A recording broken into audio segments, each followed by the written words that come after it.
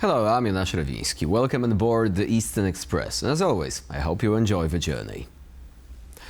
Putin has finally returned to India, but this time he's arriving with fewer friends, fewer options, and far fewer barrels of oil. And between Trump's tariff hammer, India's shifting loyalties, and Moscow's growing dependence on Beijing, this strategic partnership is beginning to look less like a marriage and more like a polite, staged separation. This is Vladimir Putin's first visit to India since launching the full-scale invasion of Ukraine in 2022, and a moment that perfectly captures one uncomfortable truth. Russia and India are still talking, still shaking hands, still smiling for the cameras, but the relationship itself is quietly entering managed decline. And no amount of Kremlin photo ops will hide that. So without further ado, let's take a look at our latest report to find out more. Vladimir Putin touches down in New Delhi this week, trying to rekindle a partnership that once delivered oil, missiles and fighter jets to India with clockwork regularity. But the landscape has shifted. Sanctions are tighter, US pressure is heavier, and India's refineries have quietly turned back to American crude. For Moscow, the visit is a chance to revive a shrinking energy corridor. For India, it is about keeping old dependencies alive without triggering new penalties. And yet, defense ties remain the anchor. Russian Sukhoi jets dominate India's combat fleet, and spare parts, upgrades and training still flow from Moscow. Talks on the Su-57 stealth fighter and additional S-400 systems are expected to feature prominently. The US factors looms large, as Donald Trump already punished India with tariff hikes in August for buying Russian crude. Any fresh deal now risks a bigger backlash. Indian analysts say the visit is both an opportunity and a gamble, especially if the Ukraine war drags on and sanctions tighten further. Ideally, we are also looking for an engagement with Russia on how to, go about these sanctions, the banking sanctions that they have put. And if trade goes ahead and if things do not get better on the Ukraine front, what will happen if there is additional sanctions or secondary sanctions on India because, we start trading with them? These are all open-ended questions. Still, Moscow arrived with heavy corporate artillery, Sberbank, Rosneft and Gazpromneft, pitching rupee-dominated tools to keep trade flowing, even as Indian diesel engines rely less on Russian barrels. New Delhi, in turn, wants clarity on its lost stake in Sakhalin-1 project involving oil production and fresh guarantees for long-term defense support. For all the talk about diversification, India and Russia remain bound by legacy hardware, shared leverage, and the simple reality that both need each other, just not as much as before. And so the dance continues. Careful steps, cautious promises, and a partnership trying to survive the storm.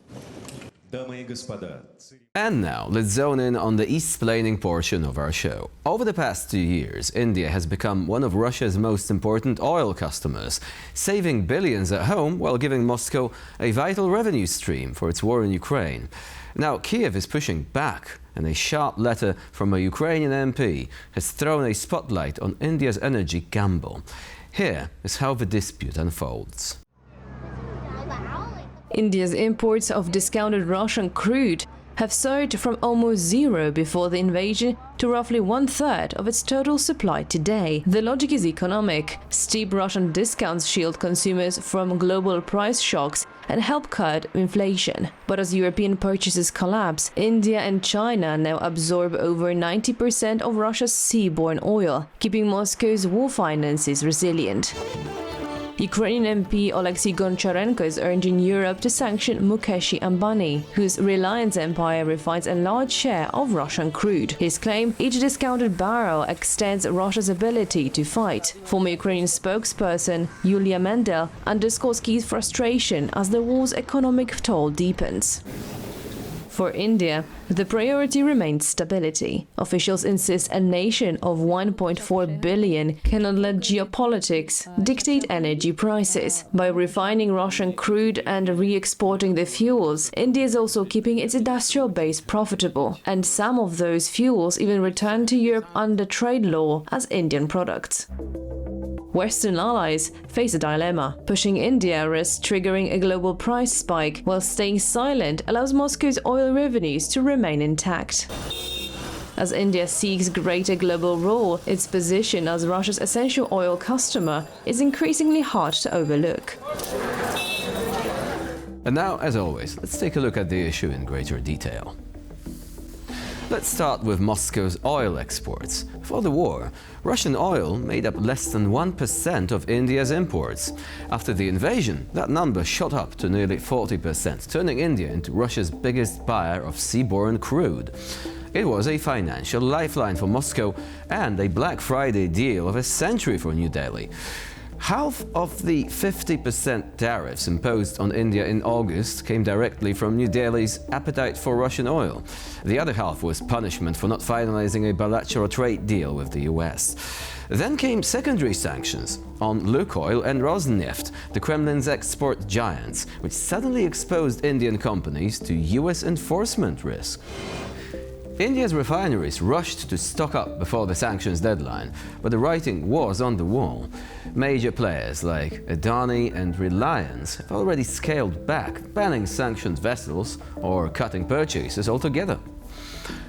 So Putin's visit is in part an attempt to fill the gap left by shrinking oil volumes. Bilateral trade has ballooned from just under $10 billion pre-pandemic to almost 70 billion today. But the majority of that is Russia's oil exports. And that is now shrinking. So that imbalance isn't sustainable or politically comfortable for New Delhi. Hence the push to expand cooperation into other areas. Market access for Indian goods, new civilian nuclear projects, and even a labor mobility agreement allowing skilled Indian workers to fill shortages in Russia's sagging economy. But nowhere is the long-term decline more visible than in the field of defense. You see, Russia was once the backbone of India's arsenal. Over 70% of India's imports a decade ago came from Moscow. Today that figure is down to 36%. Yes, half of India's in-service platforms are still Russian, but the pipeline of new orders has slowed down to a trickle. Since the invasion of Ukraine, India hasn't placed any major defense purchase with Russia. Moscow simply can't keep up. Its defense industry is strained, deliveries are delayed, and spare parts arrive late. Even the much-touted S-400 systems experience setbacks as Russia redirected resources to its own war effort. The brief conflict with Pakistan earlier this year reinforced both sides of India's dilemma. The S-400 performed well in repelling attacks. Good news for Moscow, right? But the same conflict highlighted the increasing dominance of drones and modern surveillance systems. Where Russian offerings lag and Indian thinking is shifting. The future battlefield looks less like the hardware Russia built in the 1980s and more like the stuff that's happening, for example, in Ukraine, where new systems are simply being developed as needs arise. This doesn't really bode well for the likes of Russia's Su-57, for example, even though Russia really wants to sell them to India. So, Putin's visit is not a sign of renewed strength. It's a reminder of a partnership entering a new era, steadier than Moscow fears, but cooler, narrower, and more transactional than it once was. Everyone will get some of what they want. No one will get all of it. And that is the real headline from New Delhi. And now here to shed more light on the issue is Major General Shashi B. Asthana, Director at the United Service Institution of India. Hello and welcome to TVP World. Thank you for inviting me, and a pleasure talking to you and your viewers. So India, throughout the years, has based its foreign policy on a philosophy of engagement with various powers across the world. It would not form military alliances, instead preferring to engage with partners from various different directions. But do you think this philosophy is now becoming more difficult because these various international partners are increasingly at odds with one another? Yes, there are challenges in this policy, but still this policy is firstly very useful. Secondly, it has stood the test of time, and it has also secured our national interest. And therefore, India continues to engage with almost all the powers and positively. So that's, I think we are still on with this policy. Now, one commentator in particular said that when it comes to cooperation with Russia, it has been in a state of managed decline. So it is not actually growing. It is likely to continue to fall as these challenges also mount. Would you agree with this? Would you agree that Russia is becoming perhaps not the most reliable of partners, and also one that is involved in conflicts with other valuable partners of India at the present stage? See, the Indian view of Russia and Indian prism of Russia with which we view Russia is slightly different. And as far as India is concerned, if we look at the partnership with various important powers in the world, almost in all cases, the relationship has seen some ups and downs. The only stable relationship which we had was with Russia so far. We have been having right from 1971 war, where we know that the Americans were against us. They had put their fleet in Bay of Bengal, and for a major portion, when nobody was giving us technology for defense manufacturing, it was Russia who gave us the technology, and bulk of the technology which we received was from Russia. But what you are saying, I would concur to that in a manner to say that we are diversifying because we understand the challenges. We also understand the limitations of Russia in the recent past, and we also need to diversify as well as become self-reliant. So, considering these initiatives which we have taken, now we are buying equipment from USA. We are also buying equipment for Israel, from France, from very many other countries, and also we are trying to manufacture as much as we can. In that also, I think Russia is contributing a lot.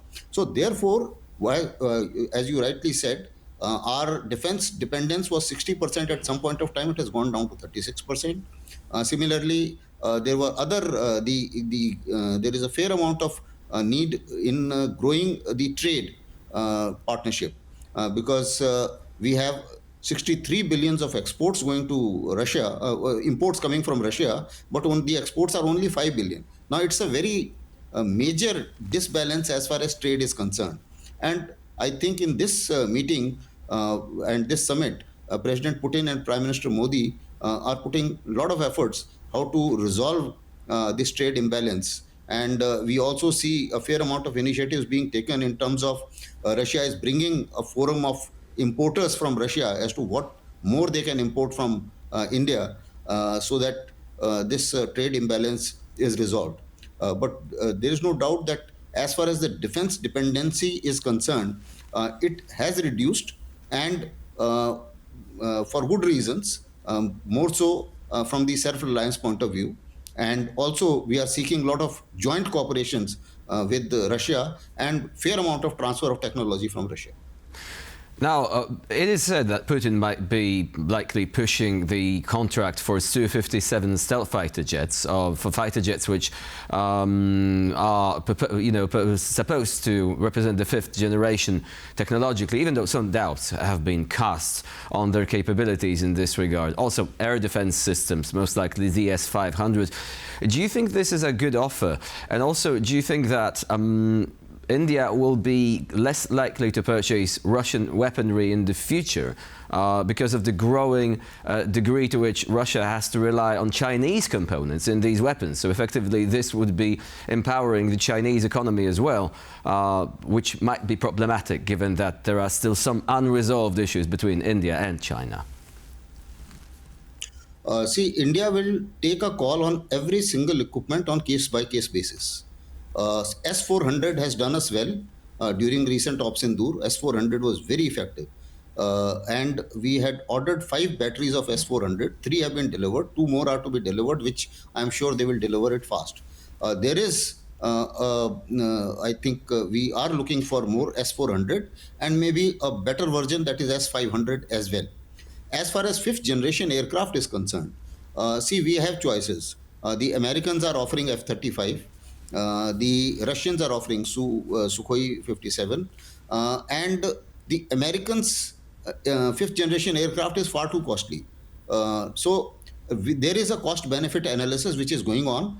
This is certainly a subject of discussion, although there are no commitments from either side as far as Sukhoi 57 is concerned. But certainly, India is going to look at this deal positively as to what they have to offer. Because Russians have also made the deal slightly lucrative to say that they are also okay with transfer of technology to India and future manufacturing of Sukhoi 57 in India. With that, I think the concerned officials will take a call, and I'm sure this will be debated in India, because India is a democracy where everything gets debated, and a major purchase like this will certainly get debated to a great extent. I think I don't visualize that there will be any yes and no kind of clear-cut answer in this particular visit, but certainly Sukhoi 57 deal will be discussed. As regards many other things which we are looking at, maybe we are looking at energy, clean energy, and therefore the smaller reactors which Russia has to offer, they are going to make some kind of offers. There is a business community, there is a huge delegation from Russia is coming, and there is a business meeting which is going to be held tomorrow and as well as day after. There is a lot on the table, but there are two major things which we are looking at. One is it's a bilateral visit, as I must clarify here that this is an annual visit. It's a routine visit. 23. This is the 23rd annual summit. Last year it got missed, but otherwise it has been happening almost every year, either in Russia or in India. And basically, we are looking at trade imbalance. We are looking at future defense projects and collaborations and transfer of technology. So technological partnership, and I'm sure that strengthening of the special and privileged strategic partnership between the two countries will certainly be there. And I think the Russians would also be looking for a number of other deals as well. We will have to wait and see as to how it goes along. I have a quick question before we move on to the oil sector. Aren't you worried that Russia, with its increasingly unstable economy, might become an unreliable supplier? After all, it still needs the air defense systems for its own purposes, especially given the attacks on refineries. But also there is a growing concern about the viability of Russia's economy and capability of producing any sort of high-tech products in the future. If it continues along the path of war, then the stability itself might be threatened. Do you think that this could be an issue as time goes by? See, our prism of viewing Russia is slightly different than others.